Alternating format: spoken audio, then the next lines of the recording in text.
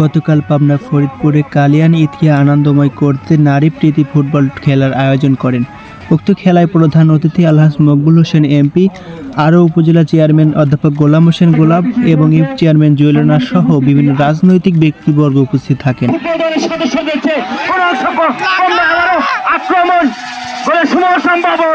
কিন্তু না, গোলকিপার তার বিশ্বস্ত ক্লাবসে বলটিকে বন্দী করলেন, হাত দিয়ে বাড়িয়েছেন সাবিত খেলোয়াড়ের উদ্দেশ্যে।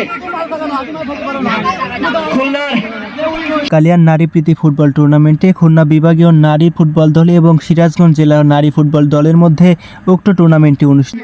উক্ত নারী প্রীতি ফুটবল টুর্নামেন্টে আলহাজ মকবুল হোসেন এমপি সাহেবের অনুপস্থিতিতে তার বড় ছেলে ভাঙ্গুড়া পৌরমের উপস্থিত হয়ে বক্তব্য বলেন।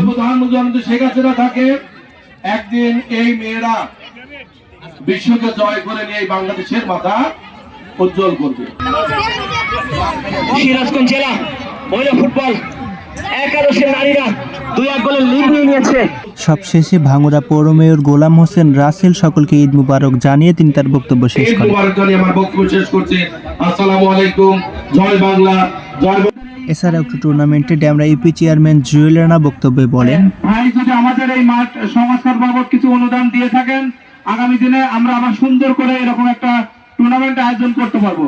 ধন্যবাদ ভাই, আশাতে আমরা সকলে আনন্দিত এবং খুশি।